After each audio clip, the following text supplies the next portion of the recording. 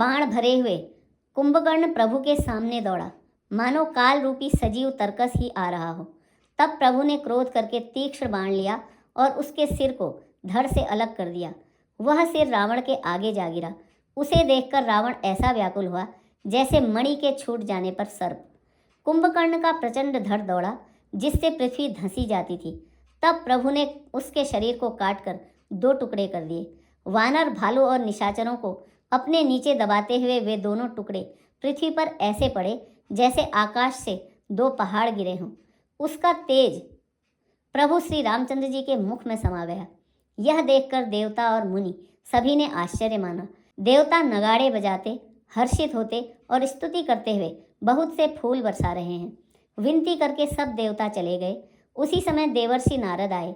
आकाश के ऊपर से उन्होंने श्री हरि के सुंदर वीर रसयुक्त गुण समूह का गान किया, जो प्रभु के मन को बहुत ही भाया। मुनि यह कहकर चले गए कि अब दुष्ट रावण को शीघ्र मारिए। उस समय श्री रामचंद्र जी रणभूमि में आकर अत्यंत सुशोभित हुए। अतुलनीय बल वाले कौशलपति श्री रघुनाथ जी रणभूमि में सुशोभित हैं। मुख पर पसीने की बूंदें हैं। कमल के समान नेत्र कुछ लाल हो रहे हैं। शरीर पर रक्त के कण हैं। दोनों हाथों से धनुष बाण फिरा रहे हैं। चारों ओर रीछ वानर सुशोभित हैं।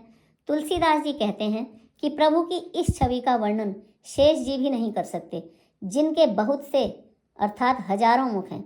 शिव जी कहते हैं, हे गिरिजे, कुंभकर्ण जो नीच राक्षस और पाप की खान था, उसे भी श्री राम जी ने अपना परम धाम दे दिया।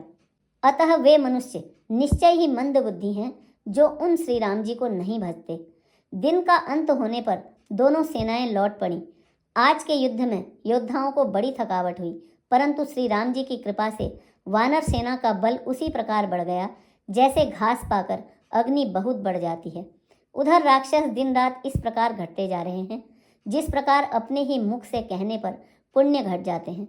रावण बहुत विलाप कर रहा है, बार बार अपने भाई कुंभकर्ण का सिर कलेजे से लगाता है। स्त्रियां उसके बड़े भारी तेज और बल को बखान करके हाथों से छाती पीट पीट कर रो रही हैं।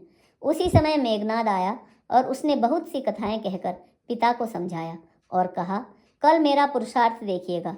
अभी बहुत बड़ाई क्या करूं, हे तात, मैंने अपने इष्ट देव से जो बल और रथ पाया था, वह बल और रथ अब तक आपको नहीं दिखलाया था।